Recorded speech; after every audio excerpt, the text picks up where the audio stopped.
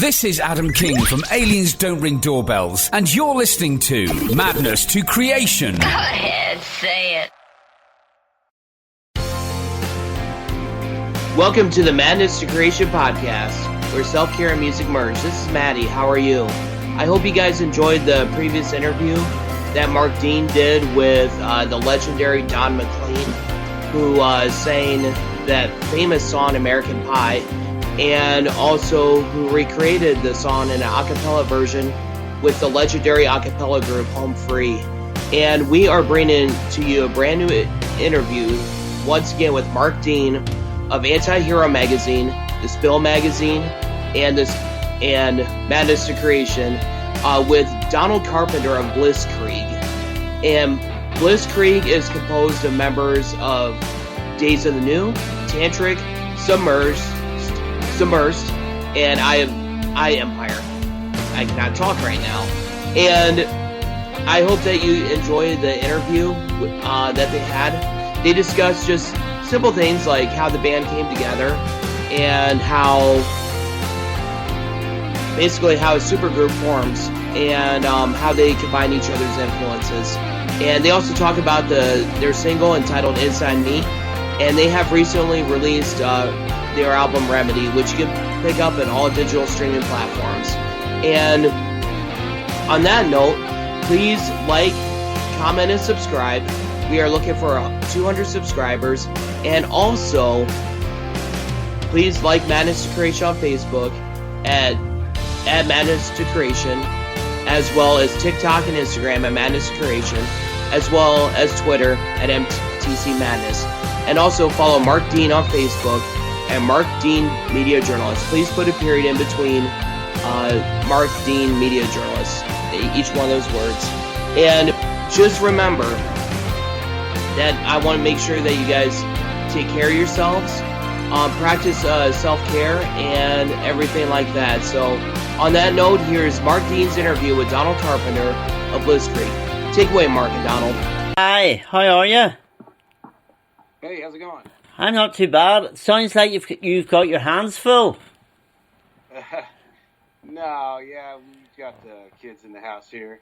Right. Keep you busy then, especially at this time. Yeah. Oh no, I'm free to talk. I was just trying to get situated. You're calling right on time. No worries. It's a bit of a surreal time for the world over the last year, but in the middle of a global pandemic, you have a band, you've got an album. You've obviously been pretty busy. Yeah, I mean, I guess we all had a lot of time on our hands, and for guys like us who prefer to stay busy and haven't been making music for a while, it was a pretty exciting time to be able to come together. So, what about the origins of the band? Let's start with the name. How did it come about? How did you meet the other guys in the band, and how did you get together? Well, I've been a fan of their music since their first band. These three guys started a band called Days of the New. Yeah. Out of the Midwest here in the United States, and I was a big fan. I was actually born the same year as those guys.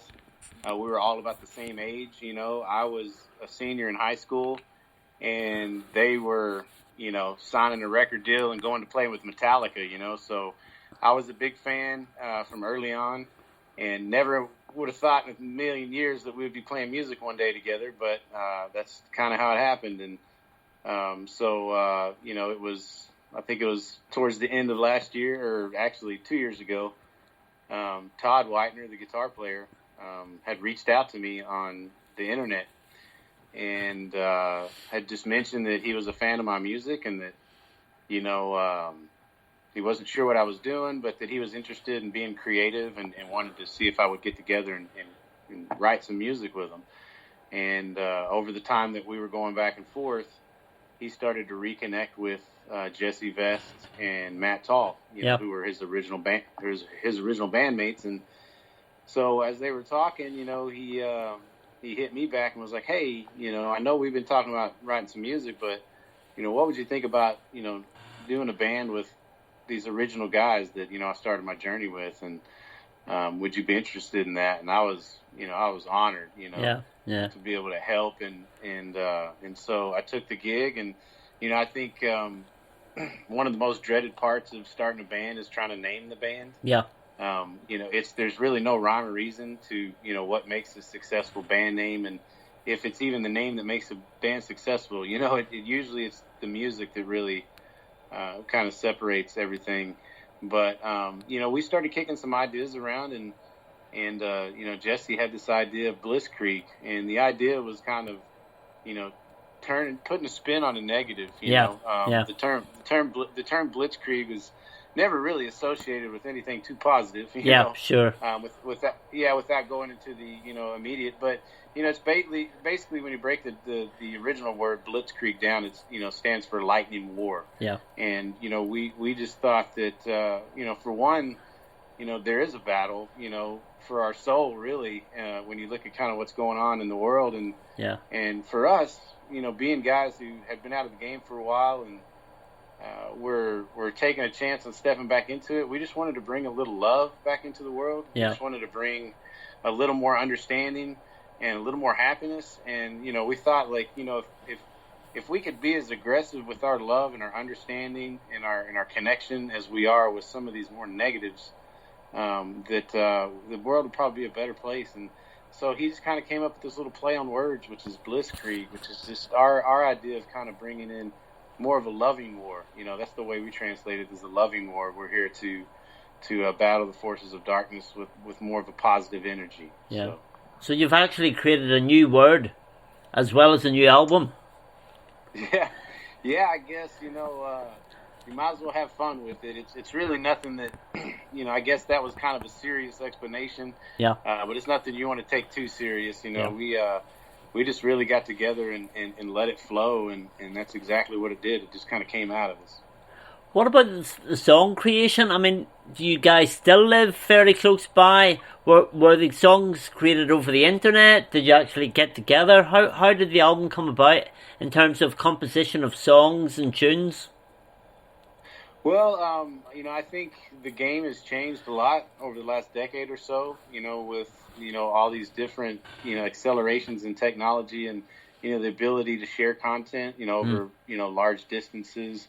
So Todd's based out of Nashville, and, Matt and Jesse are still in Indiana, and I'm in Texas. And so, early on it was, we would share tidbits of just ideas, little riffs and little things that we were gravitating to, and everybody would be like, "Oh, I like that," or "Oh, I like that," and and then we would plan to make time to come together, and we would meet at Todd's house. He has a studio there in his home.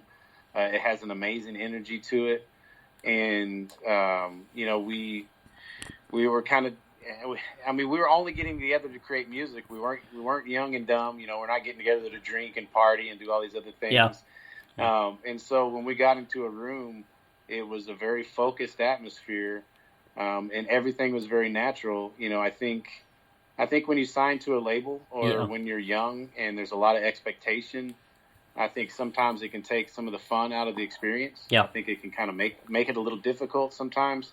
And for us, and with this instance, there was no expectations. There was no pressure. It was just, getting together and just trying to vibe out and write what we felt. And, me as a lyricist, I just wanted to be able to try to write stories that not just told my story, but told their story as well. And, we're kind of on a road to redemption, and so there's a lot to be said for that. I think anybody who gets to midlife, I think starts to reflect, and you start to look at things, and maybe some of the things that you got right, but also kind of looking at some of the regrets that you have, and wishing you could have done some things differently. And so we were able to just kind of let all that go and just have a lot of fun with it. What about in terms of promotion? Are you guys just solely promoting it yourself? Do you have a label interested in releasing it? How are you going to sell it to the world, basically? Well, it's a crazy day and age when it comes to the music industry, and a lot of labels and management and so on are trying to figure out what their next step is. So I don't know whether they're necessarily in the game of finding new bands. Yeah. we have a history, and so we already Sure. have a little bit of a buzz and some momentum that we can kind of, focus on individually. And so really we're kind of taking that same mentality we had with creating the record, which was there's no rush, there's no, stress to try to make anything happen. We all have balance in our lives now. Yeah. So, we have family, we have jobs, we have all these things that allow us to take our time and not feel like we have to rush any one particular aspect of this. And so for us right now, it's just about getting it out there to where we can share it, allowing the industry to kind of catch up to the times. And, if there's a place for us out there, whether it's on the road or whether it's with the label or whether it's with the management representation or so on and so on, Yeah. then, it'll find us. And if not, then, we still have each other. We still have, fans out there that do a great job spreading the word. And in the end, that's really what it's about. It's just between us and the fans. But I mean, it's a great album. I've been fortunate enough to hear it in advance. You got to get a label behind that. Got to give that push, because the world needs to hear great rock music like that, I think. Yeah, for sure. We're kind of dinosaurs. We're getting new to this whole social media play and all of that. And so, labels do look at those numbers. They look at your likes and your followers and your views and all that kind of stuff. And so I guess this time allows us to work on some of that, to build our fan base, to let people know we're out there, to, get the buzz going. And then hopefully it'll get into the right hands. And, if that happens, we're all ready and willing and able to step up to the occasion. And, I have a good feeling about it all. I'm not really trying to think too far ahead. Yeah. With my past experience, ego can get in the way a lot of times. And so I just want to be grateful and humble for whatever comes our way. The fact that we're conversating here today, it makes me feel special, so it's just good to be back at it. I wonder if you could pick maybe just a couple of tracks from the album and talk to me about maybe the lyrics, what the song's about, how they came to be created. Right. Well, as we started putting the songs together, there was a kind of a storyline that was starting to take shape. Okay. And I think it was really, like I was saying, a lot of that reflection that went back on our lives and some of the regrets and some of the triumphs and the tribulations. Mm-hmm. And so, the album starts off with the song called Inside Me, which was quote unquote our first single. Mm-hmm. It was kind of hard to listen to this record and figure out what song we wanted to put out there first. Yeah. And for us, Inside Me it was kind of a song that doesn't really give too much away as far as what the album's going to, give you. But in the same sense, it does kind of give you a good range of some of the different sounds. Yeah. And the lyric concept behind it, really came down to, starting this central character off on this road, like I said, road to redemption. Mm. And for that first song, in that story, it really came down to acknowledging the demons within, the beast within, whether it fuels our mental illness or whether it fuels our addictions and our self-destructive behaviors, and some of that ego, like I was talking about, that goes into it. And so, the lyric concept really tells that story, through that central character's eyes of this self-destructive process, and really coming to the realization that if he or she, whoever's putting themselves in that position, that if they don't get under control, that, they can lose their soul, they can lose the opportunity to really make the most out of this life that they've been given. And so throughout the process of the album, this character really goes on a journey of self-discovery, and it's really a fun ride, especially when you get to the last song on the album, which is called Remedy. Yeah. And that's actually the title track from the record. And it's a completely different landscape. We wanted to go to a place where we felt that the character had come to a place of peace, a place of understanding and a place of clarity moving forward as to, the true focus and the true purpose of life. And so, those two songs are really, proper bookends for that story. Yeah. My personal favorite song from the album is a song called Waiting. Yeah. And one of the reasons for that is it's just, for me personally, I keep talking about this road to redemption. I needed to be able to let go of a lot of the self-hate that came into,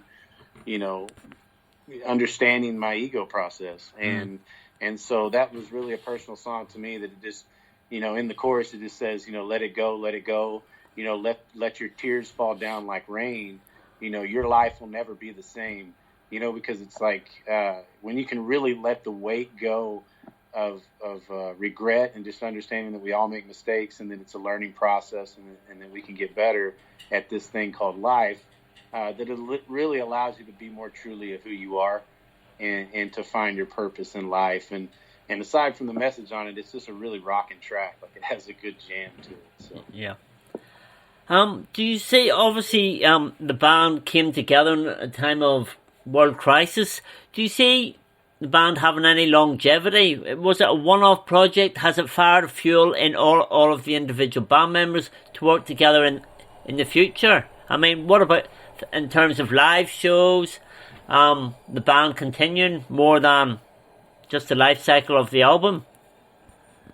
Right. I think, once go... again, we haven't tried to, over plan or over process. Yeah. We just let it really happen. But I will say this, the way that we've all, verbalized it to each other is that we've created a brotherhood here. Yeah. And we've kind of created a home. We all have other things that we do. We all have busy lives. But we want to be able to have a place where we can come together and just create and get away from all that. And once again, not feel that pressure. Just have a brotherhood. We've all experienced the pressures of the industry and having a label, and it can tear bands apart. It can tear that brotherhood apart. And so for us, I think the important thing is just to keep it simple and stay focused on that. If the industry comes back around to where we can play shows again, I think it's important for us to do that. The fact that we came together when we did, to me, says a lot as far as the purpose behind it. Yeah. It's not something that we have to feel pressured to make go one way or the other. We just know that it's here, that we have each other, that we have a place to come together and create music when we feel that it's necessary. And we have the outlet to share it with people. And, if we strike gold and it all comes together, then, that's awesome. And if it doesn't, well, then we have each other and we have a platform and we have an outlet, and we're living our life's passion and we're feeling fulfilled. And in the end, that's all that matters. So, we plan on maintaining this brotherhood until the day we die. Yeah, I certainly feel myself personally that songs really only come alive when they're out and they perform before a live audience. You guys must be itching when you've been doing those tracks in the studio to actually go out and perform them live. Yeah, we were actually just talking about that. Maybe trying to get together to do some type of webcast performance or something. Just to give us a good excuse to get in a room and turn it up.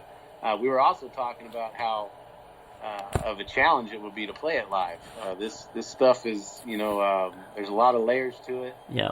There's a lot of instrumentation and a lot of vocals as well. And so we're starting to kind of kick around some ideas on how we could do that and what it would take. But you're exactly right. You're one band, when you're in the studio writing, and when you can actually get out there and start playing live shows together, you become a different band, and I think you start to write differently, and everything really starts to come together even more in depth. So that's one of the beauties of this process is, we've gotten so much done and we've come together so well, but we still have so much more room to grow and do so many more things together. So yeah. Listening to the album, obviously the songs stand out. I was particularly taken with your vocals. I was actually asking myself, how come I haven't heard this guy sing before? I wonder if you could just briefly outline maybe your musical background for, as I said, people like me that wouldn't be maybe too familiar with you? Right. Well, thank you. I appreciate those kind words. It makes me feel very well. I started singing at a young age. Music has always been a part of my life from very, very young. I started out as a classical singer in school, and right around the time that I started that journey, bands like Soundgarden and Alice in Chains and Pearl Jam and, Stone Temple Pilots and, the grunge sound came about, and it just stole my heart, and so I started, dabbling in that world and spent some time in the military. And when I came out of the military at a young age, I started my first band named Submersed, and we were signed to a label named Wind Up Records, which is known for bands like Creed, Evanescence, Finger 11, Seether, which is a really big band now. And so I was on that label. We put out 2 records. We had some minimal success. We had, worldwide exposure, but, was never really able to do a lot of overseas touring. But it gave me enough experience to make some relationships and open some doors. And it was a lesson in ego once again. I think it was a blessing, in disguise that things turned out the way they did. I can honestly say that I wasn't really ready for any type of true, success. But it gave me a lot of experience, and it gave me, a little bit of a fan base to grow with. And from there, I, was a part of a national touring act called Eye Empire, which had some international players involved in it.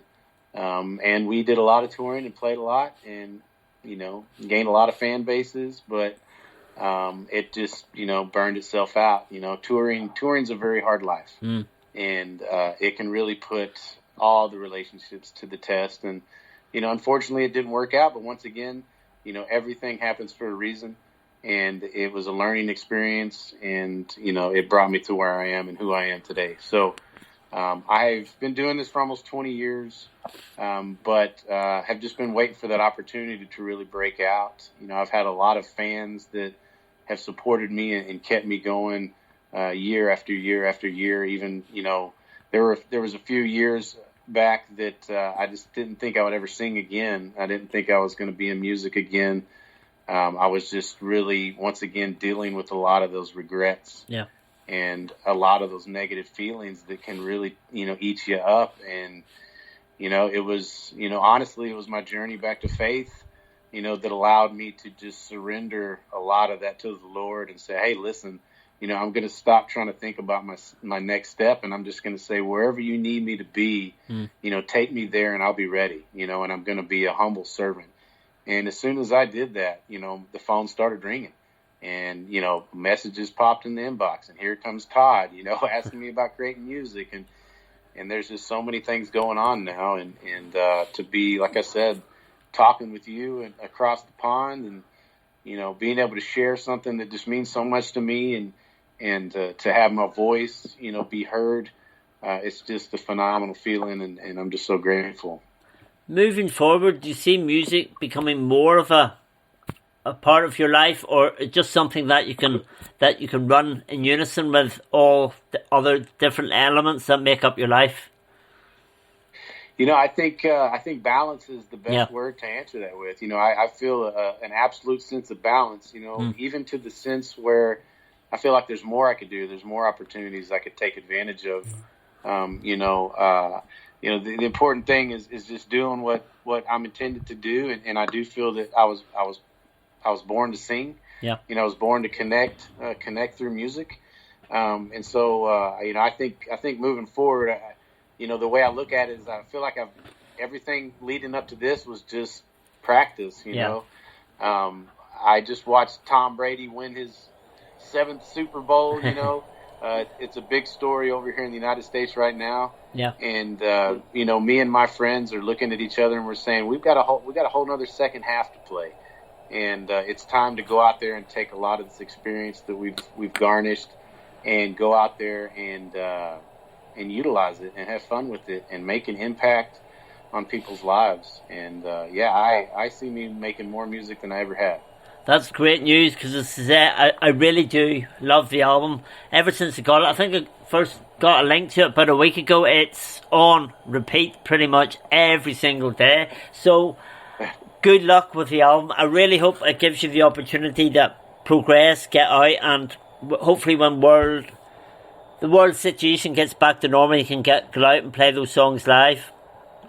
Absolutely. Yeah, there's just I think there's definitely a connection that happens when you hear it. There's some goosebumps that happen and stuff. But being able to go out and connect with people live, and they can see the passion coming out of you.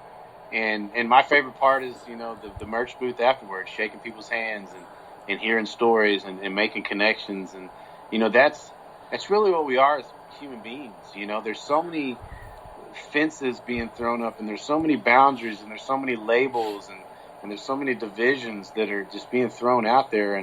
And to me, that's just what's beautiful about music, is it just brings so many different people together. And when you're in that room together, sharing in that energy, and there's no boundaries, there's no division, it's just a deep-seated connection. I think it just helps to remind us all what we're truly here for. So that's brilliant. It's been good to talk to you. As I say, can't praise the album highly enough, and good luck with it. Thank you so much. Appreciate you for having me, and anytime. Let's chat again. Definitely. Thank you very much for talking to me. You too, brother. Have a good evening. God bless. Cheers. Bye.